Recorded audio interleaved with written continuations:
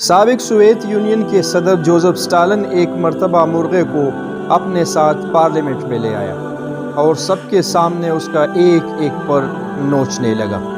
مرغا درد سے بلبلاتا رہا، مگر ایک ایک کر کے صدر اسٹالن نے اس کے سارے پر نکال لیے۔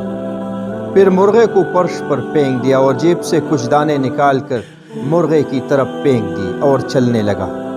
مرغا دانے کو کھاتا ہوا صدر اسٹالن کے پیچھے چلنے لگا۔ اسٹالن دانہ پھینکتا اور مرغا دانہ منہ میں ڈال کر اس کے پیچھے چلتا۔ آخر کار صدر اسٹالن ایک جگہ رک گیا اور اس کا مرغا اس کے پیروں میں آ کر کھڑا ہوا۔ اسٹالن نے اپنے کامریڈز کی طرف دیکھا اور اس کے بعد ایک تاریخی جملہ بولا: سرمایہ دارانہ ریاستوں کے عوام اسی مرغے کی طرح ہوتے ہیں۔